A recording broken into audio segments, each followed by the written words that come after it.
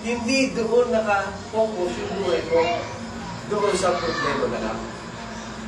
Kasi yan ang ginagawa ng demonyo eh. Yan ang ginagawa ng bad spirit o mga kaaway ng Panginoon na alsin yung joy, alsin yung ligaya ng tao. Pansinin nyo ha, yung taong walang kabuhay-buhay, lagi malungkot. Lagi siyang malungkot, lagi siyang aburin nyo. Iba naman joy. Iba naman joy yun. Pwede yun. Ako nakakasa ko rin yan. Papaligayahin mo katawan mo. Siyempre, katawan yan eh. Papaligayahin mo. Ako nakakasa ko yan. Nabanggit mo yung kasiyaan ng sarili ha. Hindi ba yung tagulyo sa kasiyaan? Oo, di ba? Pwede ka sumaya. Pero ang tanong, nagtatagal ba? Pwede ka mag-inom, masarap. During that time. Pero after that, pagkatapos, kinabukasan, pag kinabukasan, ano, masaya ka pa ba? Hindi, ala na barkada mo, ang daming dumi, dahil mo utang na babayaran sa kapitbahay, tindahan, kasi dahil dami na inom. Ano, kung walang buhay yung kapitbahay, yung mga kainuman mo, pare ko pa. Ibig sabihin, yung joy na ibibigay ng Panginoon sa atin. Ito po ang Bible study namin, Biyernes ngayong gabi. Bible study dito sa Bulacan. Buhay na kasaya-saya, sabi ng Panginoon. Buhay na tumatagal, buhay na lagi kang masaya araw at desisyon mo. Ikaw din yung naglubog. Ang maganda, bago ka gumawa ng desisyon, Panginoon. Yan. Ano? Amen. Yun ang kaibahan ho ng merong tinatawag na Diyos. Kasi tatawag ka, Diyos ko. Diyos ko po, Panginoon ko. Meron kang sandigan, meron kang talungan. Ang tanong, magsasalita ba sa iyo ang Diyos? Hindi, makikinig siya.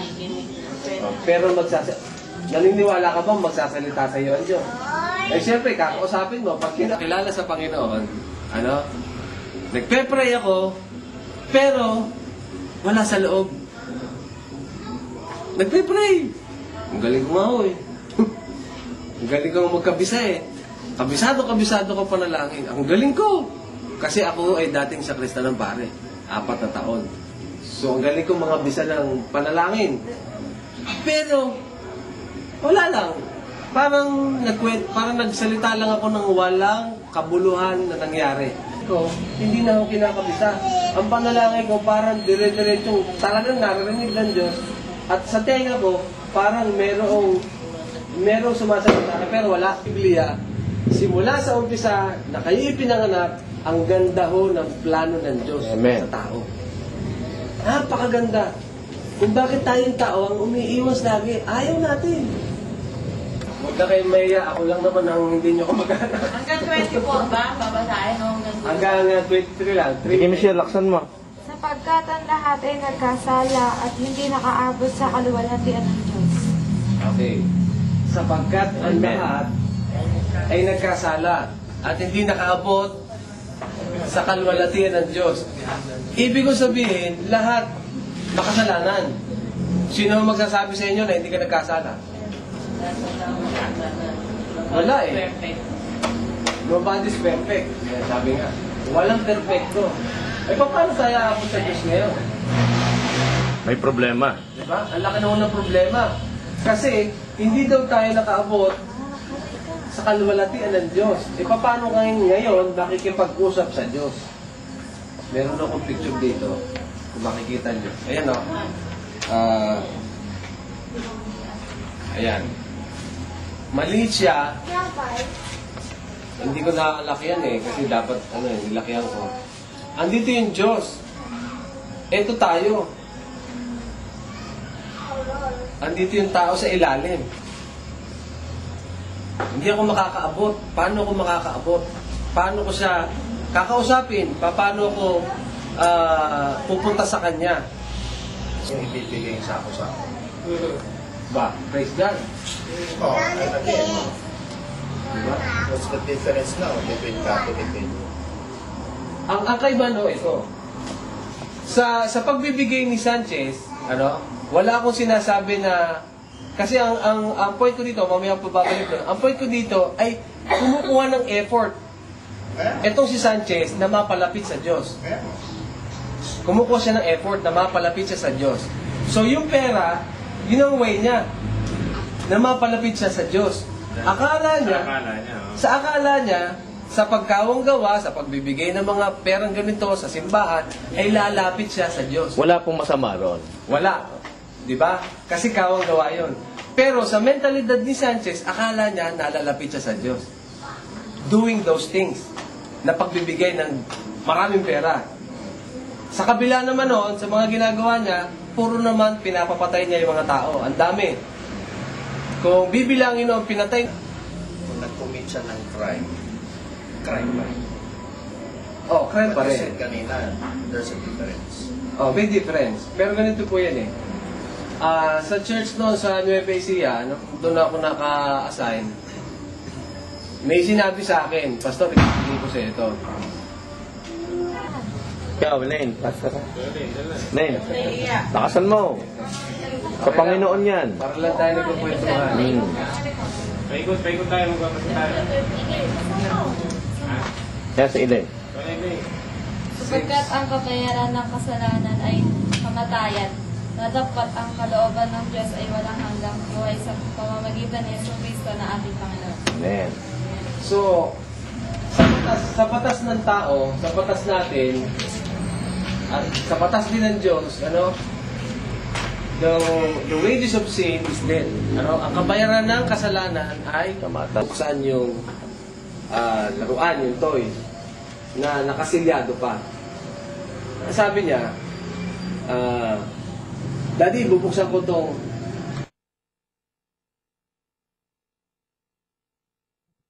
parang ganito, parang nag-uusap tayo, natural, normal. Bakit? Dahil yung panahon na yun, walang kasalanan si Eva, walang kasalanan si Adan. Wala silang kasalanan, talaga sila ay banal na banal, kasi kasama nila yung banal. Wala. Talaga nagkakausap na ganyan. Yun. Amen. No? Basahin ko sa English. Nasabi ko sa English, but God demonstrates His own love toward us in that while we were yet sinners, Christ died for us. So, yung dugo ni Kristo, yung dugo ng Panginoon, yun yung paraan para ako at ikaw ay makapanumbalik sa Diyos. Na yung salita mo ay, kaya nga ang tanong ko, ano ba silbi ng kausap? Ano ba silbi ng kinakausap? Ano ba? Kasi ako yung taong, ano ko kausapin? Ako yung taong, ayaw kinakausap ako eh. Ako yung gusto kong, pag ako tumahimik, huwag mo ako usapin. Gusto kong doon lang ako. Loner, kung magandang tawagin. Pag ako naupo, huwag mo ako susundan. Gusto ko doon lang ako. Pag ako sinundan mo, maiirita na ako. Kwentuhan. Gusto ko na kwentuhan. So, ang komunikasyon mo sa Diyos at sa tao, napaka-ganda. Kung pinahayag natin ang ating mga kasalanan, ay matapat at matuwid siya upang patawarin tayo sa ating mga kasalanan at upang linisin tayo mula sa lahat ng hindi pagkamatuwid. Yun. Tignan nyo? Sige. Yan yung 112 ba? Dito mo, Ang sumunod na araw ba yun? ang sumula. Ay ako ay sumunod sa Yan, yun tama sa kanya. Jan 112. Hindi first Jan. Yung Jan lang. Jan. Jan lang, Jan. One. One lang, yung walang one. Walang number one. Ano yun? Walang gitna. Hindi yan. Hindi yan, dito. Pagkatapos ng Lucas. Matthew, Mark. Sa one. Ngayon mo. Ang sumunod na araw, Hindi yun. Kaya ng marami na tumanggap sa kanya. Oo. Ay, Ano ba ang ako nanapin ko? 152. 152 raw. 112. Jan Sa 1 112. pala. Okay. Okay. Makikita yan. Ito na. Yan. Yan. Left side. Baba. Yan. Ayan. Okay. Datapwat gaya ng marami na tumanggap sa kanya, ay ibinigay niya sa kanila ang kapangyarihan upang maging mga lalaking anak ng Diyos. Sa makatuwid, sa kanila na nananampalataya sa kanyang pangalan. Okay. Amen. Parang boses. Galing, ano? Announcer talaga. Parang boses ng pastor ah. Galing. Malalaw ba? Parang announcer, ano? Bakit niyo yung natin binasa, ano? Bibigyan tayo ng kapangyarihan. Sipin nyo ikaw, bibigyan kang karapatan o kapangyarihan bilang anak ng Diyos. O si anak na lang, para announcer eh. Pastor Ajay. Para si announcer. Dapat gaya ng marami na tumatanggap sa kanya, ay Okay. Gaya ng marami. Ano? Gaya ng marami, tayo yun.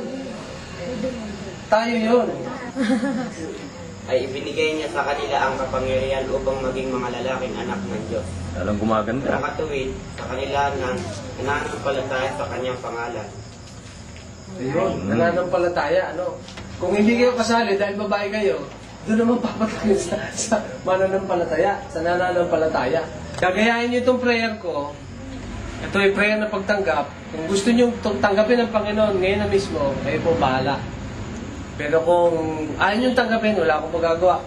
Sa inyo kayong kwarto manalangin, kung gusto niyo tanggapin ng Panginoon. Pero ito ay panalangin ng pagtanggap. Mananalangin po tayo ngayon, at kung gusto niyo sumabay, at naunawaan niyo yung ating pinag-aralan, na gusto kayo ng Panginoon, na manumbalik yung relasyon natin o ng Panginoon sa inyo at sa atin, ay manalangin tayo ng pagtanggap sa Panginoon. Sige po, tayo po lahat ay pumikit at sabayan niyo po ako sa panalangin. Panginoong Jesus, Panginoong Jesus, patawarin mo po ako patawarin mo po ako sa lahat ng aking ginawang kasalanan sa lahat ng aking ginawang kasalanan simula nung aking kabataan simula ng aking kabataan. at hanggang ngayon ako'y may isip na. Hanggang ngayon ako'y may isip na, Panginoong Jesus, Panginoong Jesus, tinatanggap kita tinatanggap kita bilang Panginoon bilang Panginoon at tagapagligtas at tagapagligtas ng aking kaluluwa. ng aking kaluluwa. Panginoong Jesus, Panginoong Jesus, maghari ka nawa maghari ka nawa sa aking puso. sa aking puso. Panginoong Jesus, Panginoong Jesus, ikaw ang maghari ikaw ang maghari bilang Diyos bilang Diyos at hari at hari ng aking buhay ng aking buhay sa mga oras na to. sa mga oras na ito.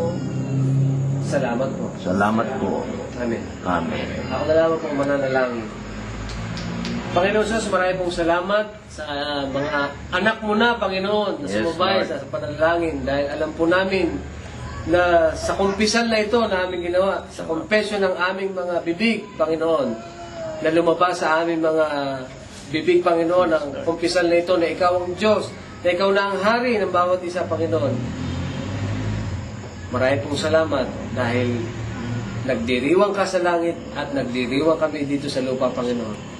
Marami pong salamat, Panginoon, dahil marami naman po na ibibilang ka, Panginoon, sa iyong kaharian at sa iyong kalupunan bilang anak mo.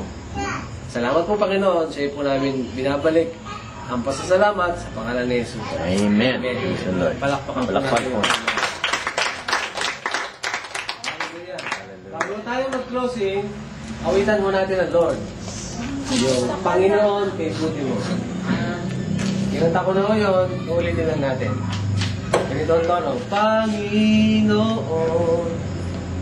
kay buti mo sa akin. Ikaw lamang ang tangi ko sasambahin. Aawitan kita at pupurihin, Panginoon, kay buti mo sa akin. Minsan pa, Panginoon, Panginoon. Kay buti mo. Kay buti mo Sa akin. sa akin. Ikaw lamang. Ikaw lamang Ang tangi ko. ang tangi ko Sasambahin. sasambahin. Aawitan kita. Aawitan kita At pupurihin. at pupurihin, Panginoon. Kay buti mo sa akin. Kay buti mo sa akin, Isang pa. Panginoon. Kay buti mo. Kay buti mo sa akin. Ikaw lamang. Ikaw lamang ang tangi ko Sasambahin. sasambahin. Aawitan kita. Aawitan kita At pupurihin. at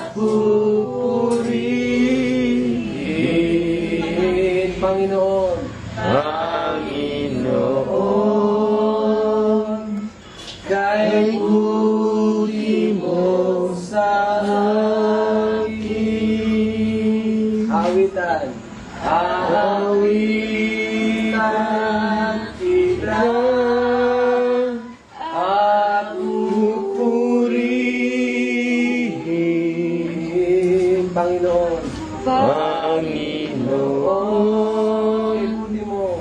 Kay buti mo sa akin,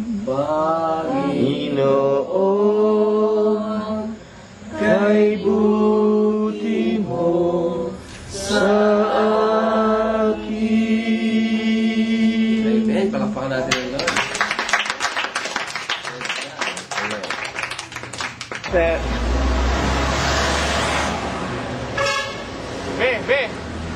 Sa 24, pag wala kang ginagawa, hindi ko meron natin.